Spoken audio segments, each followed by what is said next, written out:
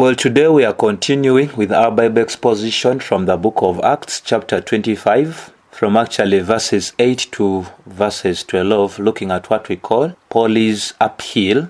Paul appeals to Caesar. Paul appeals to Caesar. Now, this is a pickup from where we left off as far as chapter 25, verses 1 to verses 7, where Paul was actually given an opportunity to make actually his defense of all that was said about him.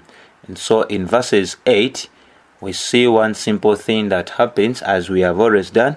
I'll begin by reading for us the text and then begin to do what? To explain. So we remember so very much well that in the verses preceding, this was the response of Paul. And Paul argued in his defense, neither against the law of the Jews, nor against the temple, nor against Caesar have I committed any offense. So now, here is a good place for us to start as far as his response to the three charges that we see that were levied against him. One of the charges was that he had actually broken the law of the Jews, that he had also defiled the temple, and that he had also committed offense against Caesar.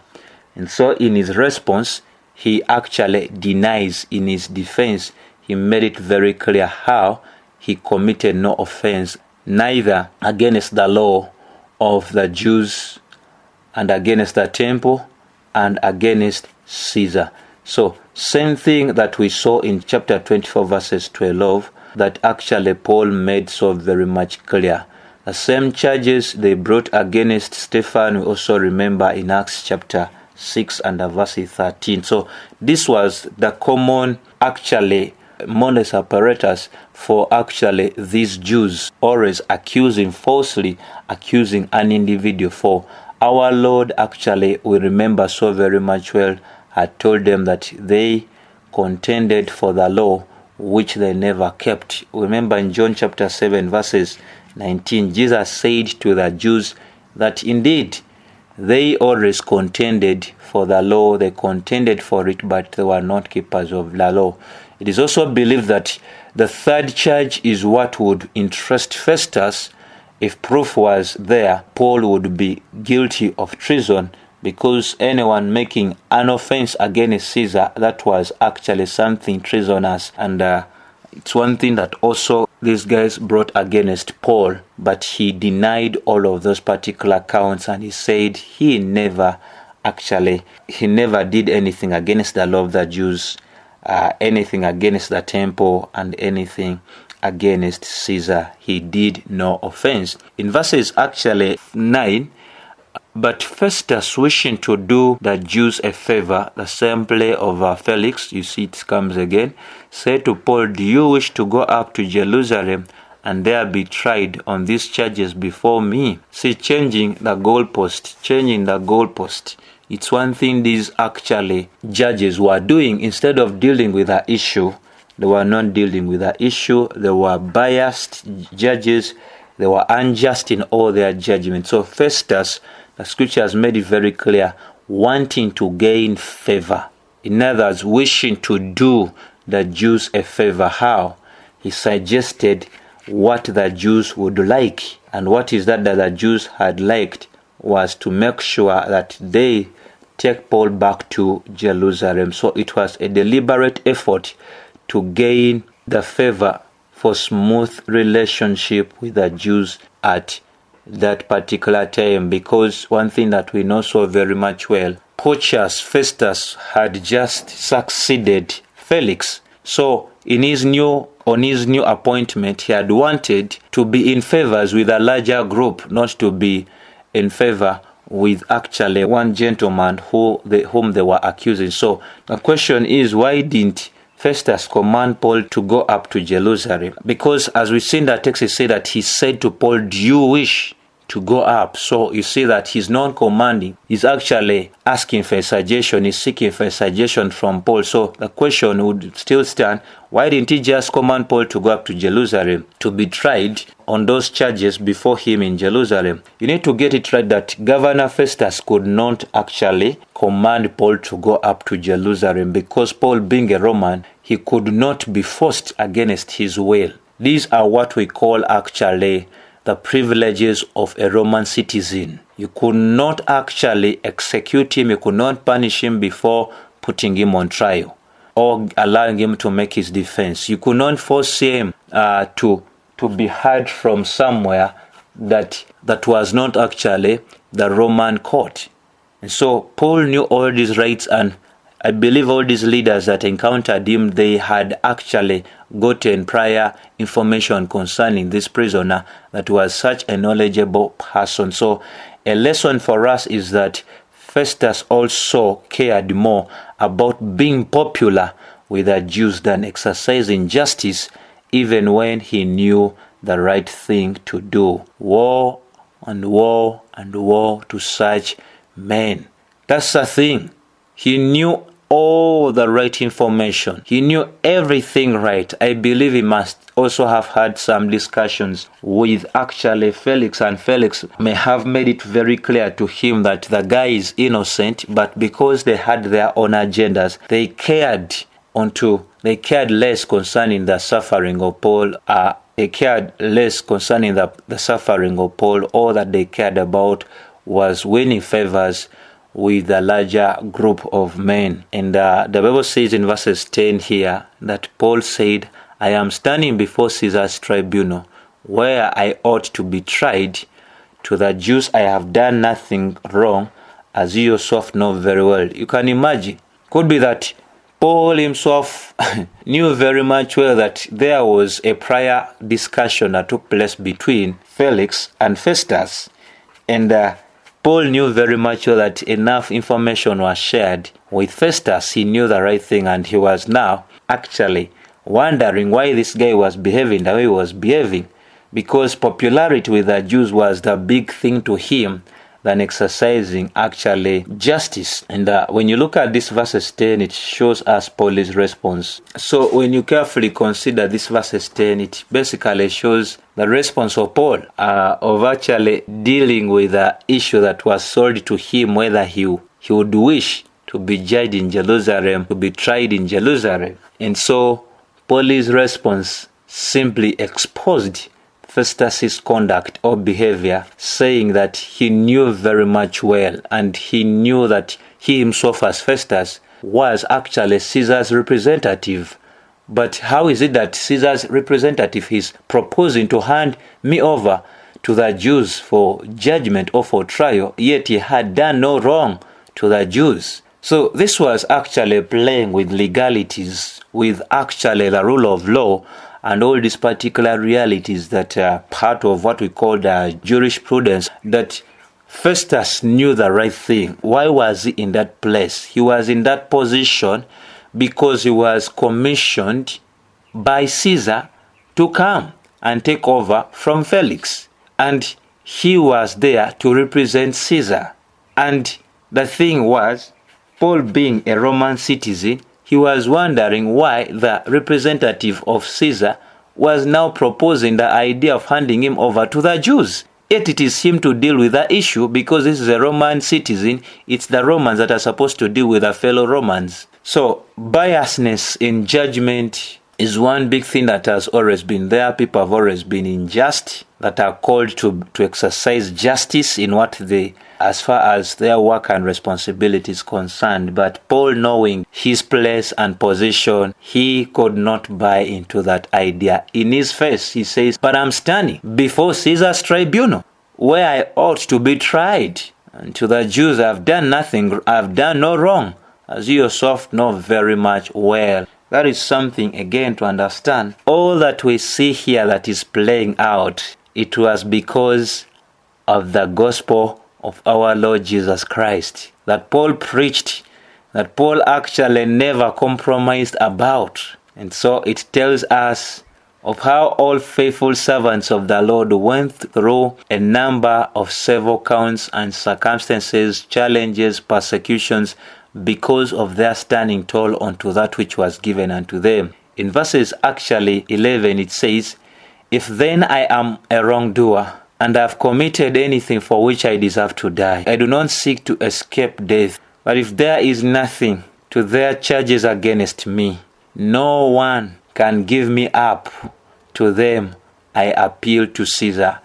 It has also been rightly said that the Christian will remain immortal to death until when the Lord calls him. No devil, no demons or government can bring a believer to an end until the Lord calls him home. So in one or the other, a believer remains immortal if his time has not yet come. There is nothing. He will go through different situations that are life-threatening, but he will escape because God has not yet called him. So you need to mark this very carefully as you look at this verses 11, that every Roman citizen had a right to appeal to Caesar. This is why Paul uses that right to say that if then I am a wrongdoer and have committed anything for which I deserve to die, I do not seek to escape death. But if there is nothing to their charges against me as a Roman citizen, no one can give me up to them. I appeal to Caesar. That's something that you can see in the text, that all Roman citizens had a right to appeal to Caesar himself, a right that was granted by the law to all Roman citizens in different provinces as an essential reality for their protection against unjust governors. So we have seen that Agrippa attests to it in chapter 26, the verses 31 to 32. You remember the statement that actually Agrippa, as we shall see, made to Festus. He said, and when they had withdrawn, they said to one another, this man is doing nothing to deserve death or imprisonment. And Agrippa said to Festus, this man could have been set free if he had not appealed to Caesar. So that's the right that we are talking about, that all Romans had to appeal to Caesar just in case they realized that they were facing injustice from actually the governors. But God's providence, again we have to say, ordered everything. For all those individuals Paul stood before, hearing the gospel, you just see that God was ordering every step of the apostle. If it was not God ordering all the steps of the apostle, I tell you, this thing would not have reached where it is. But see how it's aligning him in the Jewish council. He aligns him in the Greek councils. He aligns him before the governors. He aligns him before different actually profiles. And now he's appealing to go to the king, to the Caesars, to the emperor. This was a part of the call. It was part of the call that Paul would stand before all these men of different positions to relay, to unpack the gospel before them. So apart from the injustice of the governors that made Paul to appeal to Caesar, Paul also had a desire to see Rome, as we saw in our earlier expositions. In chapter 16 and chapter 19, verses 21, we do remember the eagerness that he had of wanting to reach Rome. He gave us his plan. In chapter 19, verses 21, he says, now after these events, the events that took place in actually Ephesus, these events, Paul resolved in the spirit to pass through Macedonia and Achaia and to go to Jerusalem. We have now already seen he already went through all these places. He went to Macedonia, to Achaia, to Jerusalem, where actually a number of these things now resulted into him now becoming a prisoner, saying, after I have been there, I must also see Rome. You see that? So the desire was also there.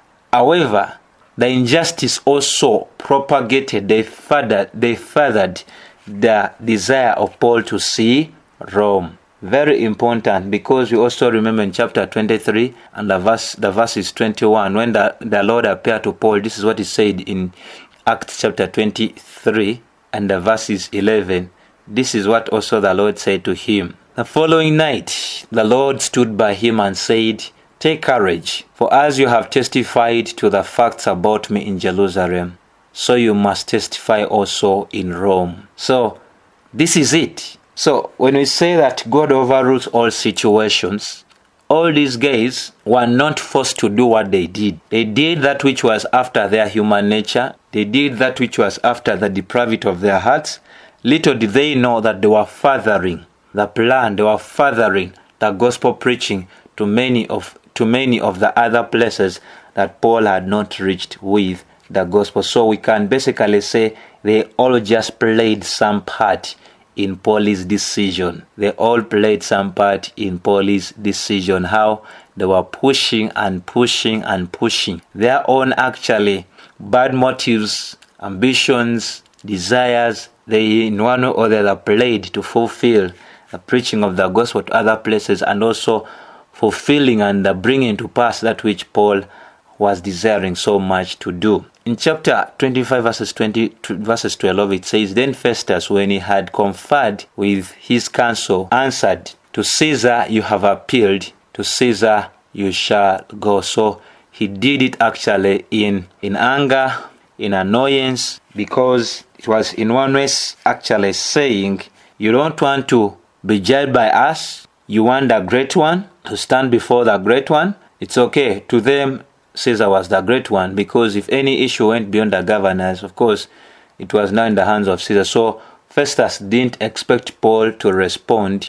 He didn't expect Paul's response to take this direction, but to his surprise, it took the direction that it took. Yes, something he never anticipated that would be so. But after consulting with his council, as if to express his anger, he said, To Caesar you have appealed, to Caesar you shall go. As in, let's see how well it will go with you there. So in other words, say that this was minor. This was actually not all that very threatening, not all that very serious. But do you know what you put yourself into? Do you know what you're putting yourself into? You want to stand before Caesar. Let us see how well it will go with you. So the more false teachers do abound, we need also to understand, the more false teachers do abound, the more careful and industrious should the minister of Christ be to oppose them by preaching sound doctrine. It's one thing that we can also glean from this, that yes, the reality has to be we need to continue to hold and to keep our guns. We need to remain steady. Let them do their thing. For us, we need to continue. On the side of teaching false doctrine, the more the false actually doctrine is propagated, the more it is more propagated by the false teachers, the ones that are actually faithful ministers, we need to be very, very much industrious, planning, continue to oppose them by preaching the true gospel. Paul never actually put his guards down. Let them do their best. I'll stick to my guns. I stick to my position. The same is true with us today. We are living in a very time that is very prophetic in nature, where actually many have heaped to themselves false teachers, speaking what they want to hear, and they have no stomach for sound doctrine.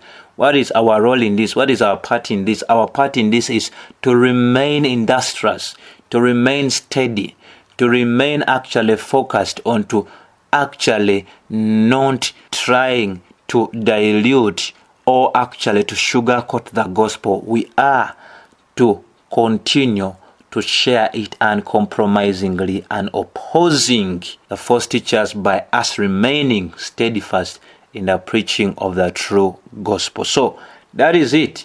You have seen the rights that Paul had learned being a Roman citizen, and we have seen how the sin of these men that were exercising injustice, how their sin played some part in furthering the gospel and in furthering the decision that Paul had made much more earlier to reach the people in Rome. How could they have reached the people of Rome without this case? This case had to be there so that he reaches many with the gospel for Christ. So that's how interesting it is, but with a lot of pains. But Paul, knowing the good Lord was with him, he was never to forsake him. The same is true with us.